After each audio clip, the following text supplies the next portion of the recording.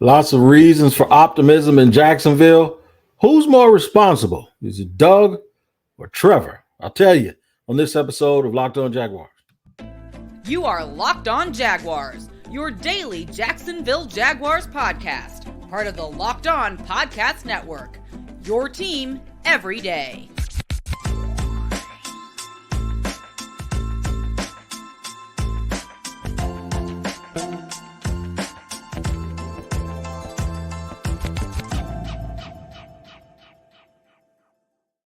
Hey, what up, good people? Welcome to another edition of Locked On Jaguars. I am the host of said podcast, Tony Wiggins, and I'm here every day because it's your team every day, and we thank you for making us your first listen. A quick reminder that we are free to subscribe to on our YouTube page, so make sure you check in on the YouTube page, hit the bell, hit that like button, and subscribe. And then wherever you get your audio podcast, guess what? Make sure you check in every single day to make sure you don't miss an episode. That's wherever you get your podcast. Shout out on this rainy day here in North Florida to the everydayers. What's going on? If you're on the road, make sure you travel safely while listening to this. The roads are pretty nasty here today. And to all of the new listeners, well, you know what? You can be an everydayer. All you got to do is just come back 2 or 3 times and we won't call you new anymore. But thanks to you also for bringing this podcast. So many more new listeners. We really appreciate it. All right, so we're going to get to the optimism that is the fans now that the OTAs and mini camp is gone. The next time these guys muster, as they call it in the Navy. As a matter of fact, somebody who served asked me, we call it the guy says we call it something, Army dude. He said they call it muster in the Navy. I said, what do they call it in the Air Force? He said, I told him it was commander's call. That's when a whole bunch of people got together in one group. So I don't know. Are we going to call this the Locked On Jaguars commander's call?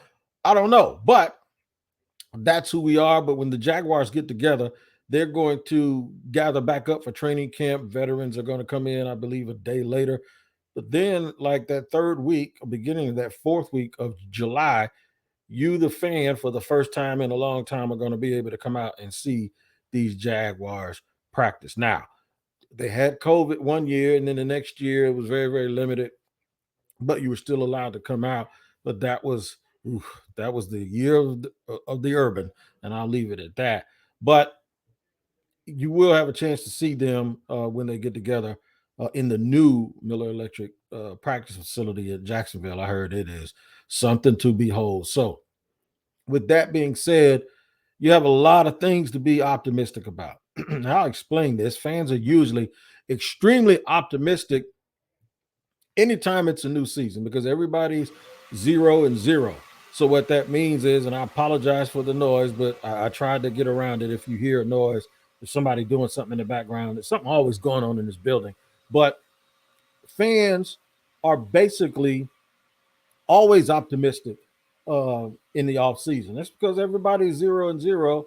And even if you don't expect to win, and a lot of times around here, fans did not expect to win, they still left room to be surprised. They also left room to be not just surprised, but to be pleasantly surprised and being happy about winning. So it just hasn't made itself be known here. The last time I could really think the fans thought this team was going to win something and it didn't happen was 2018. In 2018, they had come off of a run to the AFC Championship, and it just seemed like they were primed to take over the world, right? It's a very similar time to right now here in 2023. They came off of a deep playoff run, not quite to the championship game, but a deep enough run, in and of itself. And then the way they did it by winning so many games down the stretch, games where they had to come from behind and all of that, it was just really something to behold when they got off to a pretty good start, and then all of a sudden the bottom fell out of it, right? And the bottom falls out of stuff like that. And the reason why I fell off of this team, the bottom fell out of this team, is because, well, they just didn't have the leadership, and then they did not have the quarterback. Many times when I look in retrospect, I think back to the fact that the quarterback was Blake Bortles, and eventually when things started to go wrong, he didn't have the talent to turn it around. Nor did head coach Doug Marrone, who I personally didn't have a problem with while he was here. But the bottom line is he wasn't the guy to galvanize this team and get them back on track. Back then, it seems like everybody in leadership was fighting to save themselves as opposed to fighting for this team. And that group, when things got off the rails, it was hard to get them back on because the players were, well, first of all, he had the wrong leadership, but then the players were just they were the type of guys you want to go hunting with, but if things get wrong, they can start eating themselves up a little bit. So that isn't quite the case here in this situation, but um, as it turns out, the Jaguars have something special that they can do this year, and it's because of two people. But I'm going to tell you in segment number two who I believe is the catalyst for this team, and it might surprise you a little bit. And then in segment three, I'll close it off by telling you how the person I mentioned in segment two, which is head coach Doug Pederson, affects the person in segment three. And what I believe will eventually happen is one will sort of subside and overtake the other. So we'll discuss that here on Locked On Jaguars in just a second. But first, I have to let you know about today's sponsor of the show, and that is FanDuel. You need to make your way to FanDuel because right now new customers can get a no sweat first bet up to $2,500. That's $2,500 back in bonus bets if your bet doesn't win. It's very important that you hear that. If your bet doesn't win. Now, basketball may be over. The Nuggets won it all. But guess what? Baseball is in full effect. And I don't know who's up in the standings, but on FanDuel, you can definitely find out who's up in the standings and make sure you pay attention because they have great promotions every day, safe and secure app, and you can get paid instantly. There's no better bet or place to bet all the playoff action and the baseball action other than America's number one sports. But visit fanduel.com/locked on for a no sweat first bet. Get up to $2,500. That's fanduel.com/locked on. FanDuel, the official sports betting partner of the NBA. We thank you for joining us here, making us your first listen on Locked On Jaguars. We are grateful that you join us every single day because it's your team every day. And we thank you for making your first listen. Did not leave a bunch to be desired about who I believe is the most important person for a limited reason here with the Jacksonville Jaguars. That's Doug Marrone. Doug Marrone. What am I talking about? Doug Pederson, head coach Doug Pederson, the Super Bowl winning coach, who, if he ever is able to catapult the Jaguars on that podium after the Super Bowl and they're hoisting the Lombardi Trophy, he will be the first coach in NFL history to lead two separate teams as a head coach to the championship. Be a nice little nugget and a nice little record for us here in Jacksonville to be attached to, and Doug Pederson. So y'all are wondering why I said Doug Pederson is the most important and not Trevor. For this franchise at this point, I think he was. It doesn't mean that I'd rather have Doug Pederson than to have Trevor Lawrence. That's not what I said. It doesn't mean that there aren't other coaches that Trevor Lawrence couldn't win with. Didn't say that either. What I'm talking about is this. He was the perfect coach to come here for this particular team because he wasn't Trevor Lawrence's first coach in the NFL. If I confused you, I want you to listen again. He was not Trevor Lawrence's first coach. That is why, to me, he is the most important person in all of this.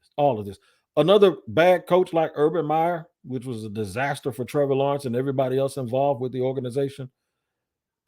Another one, and eventually folks start questioning whether or not it's Trevor, right? That 1 year in the Urban was so bad, but then last year in the Doug Pederson was so good. Doug was the elixir or the antibiotic that this franchise, which had a disease at that time, he was the one that they needed more than anybody. He was also the perfect coach to come behind Urban Meyer, if you want to consider Urban Meyer a coach, and I might have to hit my mute button because I want to laugh when I said that. But yeah, it's the truth. That was such a disaster that you needed someone special and someone particular for this job, right? I don't know how many coaches would have been able to pull that off. I know a lot of coaches that could have coached Trevor from day one. It's just that I don't know how many of them could have coached Trevor from day two after Urban Meyer screwed up day one. I think Doug Pederson was the right guy for this job. I think it was the right time. It was perfect. And it also allowed um, not just Trevor, but everyone else. And then the way he built his staff, the way that he went about his business by uh, pressing Trevor, putting stuff on him, just football stuff, and allowing Trevor Lawrence to focus just on football and to be able to play through his mistakes. That's he played the position, and I think I don't want to overplay that because there are a lot of great coaches that didn't play NFL football, and there's a lot of coaches that didn't play the quarterback position. But we'd be foolish to not think that there is an extra line of communication between Doug Peterson and Trevor Lawrence because, well, Doug did play the game. It's almost like when I get another barber to cut my hair. I can just cut right across the field and speak barber language, and they know exactly what I'm talking about, and they can do. And that's vice versa. We can do that. But you don't really.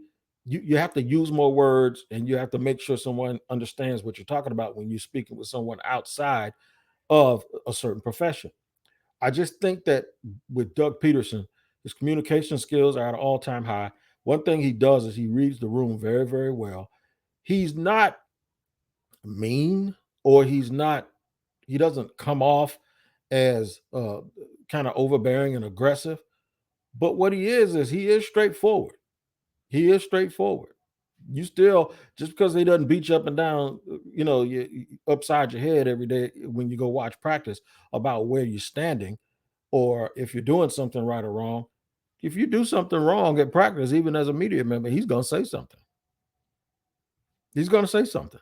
So while we might think that he's a little nice, or we might think that he's a little, I wouldn't say soft, but he understands relationships. He's still firm and he's still tough enough to get his point across.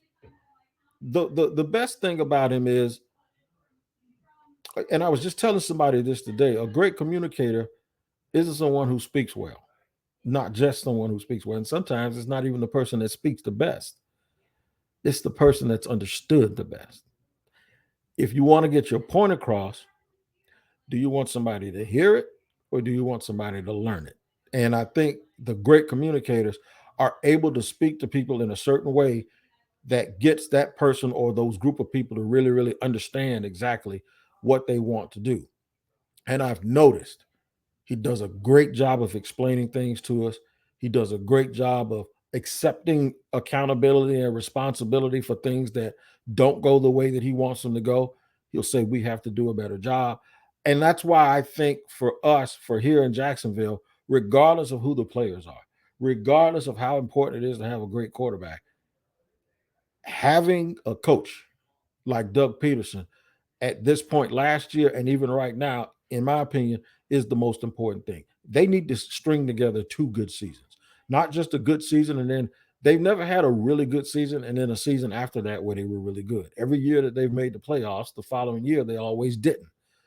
We need to put two of them together. And the way that they're going to do it is with a calm, firm-handed leader, with someone who knows his own plan, with someone who can articulate that plan, and then somebody that doesn't panic when things don't go the way that they want them to go, like the first 10 games last year. Things just didn't go the way that they want to go, and then they rip off a 6 out of 7 down the stretch, and they make the playoffs. That is what makes him, in my opinion, the most important person for this franchise, the best leader for this franchise at this particular point. Doug Pederson. He's the most important reason. He's the main reason why I believe you all should be extremely optimistic, which you were going to do anyway. But now you actually think that optimism has legs, right? It's not just something that you want to happen. You something you believe is going to happen. And I do believe the Jacksonville Jaguars are going to string together two consecutive playoff seasons and it's going to get rid of that thought that maybe we haven't arrived, that little bit of doubt that might be sitting in the back of your mind. It's got to still be there. So for all of those that say, man, you got to be kidding me, it's Trevor Lawrence. Trevor Lawrence is the most important. I get where you're going. I do. I really, really understand it, and I really get where you're going. And it's hard for me to disagree with you. But remember, I'm talking about the context of this particular team and where they came from and why it was so important. And I'll tell you why I feel the way that I feel. I'll do all of that in just a second here on Locked On Jaguar. All right, third and final segment, talking about optimism, reasons you have to be optimistic, why Doug Pederson is the catalyst for those dreams of that optimism to come true. Now we're going to talk about Trevor Lawrence and why he's perfect for the Jaguars. There are a number of reasons, a plethora of reasons, right? But here's one. Trevor Lawrence did not fold mentally or psychologically during that terrible season. The reason why I say I'm gonna give you a hint that you should know what it looks like to have Trevor and a not so good coach. We saw that in 2021. You saw what it was like to have incompetence on the sideline and a very, very talented young man. Now, even though he was a rookie, we can't put all of it on. Well, yeah, we can. We can put all. I was going to say we can't. We got to blame him for some of it because no, we're not going to blame him. He had some rookie moments, but for the most part, it's still you still marvel at, unless you're a person that doesn't cover the Jaguars every single day and you got these weird talking points out in the street and all out in the landscape that you want to continue to make them relevant narratives about Trevor Lawrence. You have to understand, watching it and being around the team at that particular time, I absolutely, and all of us really, really did know that they got to get this guy away from Urban. They got to get all of these players away from Urban Meyer. So Doug Pederson not only is the right guy, but Doug Pederson is the right guy at the right time, because we can talk about Urban as if he's yesterday's news. We can do that today, but last year we couldn't because those guys had a problem in their psyche, in their head. A lot of those dudes were young, and all they had ever seen was incompetent coaching. And they had to have somebody to make them believe that they were going to win. So why is Trevor Lawrence perfect? Because he doesn't have an ego. If Trevor Lawrence heard what I said in segment 2, that Doug Pederson was the most important person, even if he disagreed with it, he'll say, okay, I'll show you. And I doubt if he disagreed with it, because he'll probably go, yeah, that's true, to a certain degree, but we're going to work this thing hand in hand. And I'm not trying to speak for him. But the fact is even when I'm acting like I am trying to speak for him, it's always something positive. It's always about the next play. It's always about getting better. It's always about helping his teammates. His body, in my opinion, has transformed a little bit since he's been here. I noticed his lower body looks a little thicker this year than it was. I would bet any amount of money that he's at least 225 pounds right now. And that's as heavy as we've seen him. So, and that's only a guess. I have to look in the official program, or maybe I'll ask him when they go to training camp how much weight he put on. But he looks bigger. He looks stronger. He no longer looks like that 2-year-old yearling that has never raced. He now looks like one of the top thoroughbreds in the world about to run the Kentucky Derby. This is like, as a 3-year-old. He's ready now, Jack. And I do believe at some point, if they continue to win, he will become the most important player on the franchise in terms of how they're going to be successful. Because I still think they need Doug Pederson. I think they need Doug Pederson. And I think at some point, you're going to not necessarily physically or literally see the baton get passed, but figuratively, this thing will probably get to the point where Brady and Belichick got to a certain point. And look, I know I said that, and somebody's going to be like, he's comparing them to the GOAT coach, and he's comparing them to the GOAT player, guys that have 13 titles between them. No, I'm comparing them to the idea that once you get to a certain point, I can use Peyton Manning and Tony Dungy. Once you get to a certain point, it's almost like you're not even coaching a dude every day. It's like you're just kind of reminding him of who he is and checking in with him and saying, "You good? We ready to go?" There are these great quarterbacks. I don't think they have to be coached up every single day. I just think at some point, it's like when they're rookies, it's like driving a speedboat. And then when they get to where I'm talking about, it's like driving a cruise ship. You just kind of turn it loose and take a peek every now and then. You don't have to sit there and drive it. You just navigate it. And eventually it may happen this year. I think it's something that's happened to guys like Joe Burrow. Not so sure about Justin Herbert, but it's happened to Burrow. It's probably happened to kid up in Buffalo, Josh Allen, and I know it's happened with Mahomes. It doesn't mean they're not being coached. I want to make that perfectly clear. But what it means is they're being coached in a certain way. They're being coached with the expectation that they're ready to do all of the other stuff. Like you ain't got to remind them of what's going on. In basketball, they do it. LeBron, Kobe, the late great Kobe Bryant. All the real great players, the Greek freak. You actually think somebody has to tell him and motivate him and show him? No. Eventually, these leaders, they start getting players, and they are the ones that's telling players everything. They're a mouthpiece for the organization. They're like a walking image and likeness of their head coach. And I think that's what will happen. And we've seen these great players move on or go play for somewhere else or somebody else. Remember Peyton and remember Brady when they went somewhere. And guess what? Basically, and Aaron Rodgers, you're going to see it this year. They're going to trust him. They're going to treat him the same way as they treat everybody else. They're going to trust him. They're going to, hey, what do you need? Eventually, you're going to hear them get asked, what do you need? What do you want? What do you want to run? And I think at some point, Doug, hopefully they're tied at the hip for the next 15 years. But I think at some point, we will get to the point where that baton will be passed. That baton will be passed a little bit, and you'll see Trevor Lawrence, and he will be the catalyst, and he will be almost another version of a coach for this team. And when you, I would wonder, I would ask Doug, and one day I'll probably ask him, but it'll be jumping the gun. If you get to that point, do you just automatically start paying attention to other stuff a little bit more because you know you don't have to worry about that guy? Can this guy run a meeting here or run a meeting there? Not actually have to physically do it, but coaches always talk about guys that prepare themselves and get themselves ready, and you don't have to do much, right? So I wonder at some point, will they get there? Because I don't think they are there yet. I think Trevor's still learning. They're still putting more on his plate. He's learning more of the playbook. They're building everything around him. You did hear Press Taylor earlier this week say, no, we start catering things to him and his strengths and start kind of coming his way with a lot of the things that we like to do. So that's why I say Doug Pederson is still, he's sort of still in that nurturing mode with Trevor Lawrence. We like to believe that he's already there.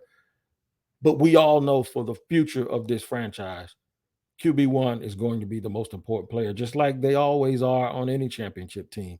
But right now, we have to still remember this is really, in my opinion, Trevor Lawrence's second year. It's his third year of being able to deal with adversity, but it's his second year of actually receiving really, really good coaching, really, really good game plans, and getting his feet up underneath him while they still put weapons around him. So, as a quick recap, your reasons for optimistic are real.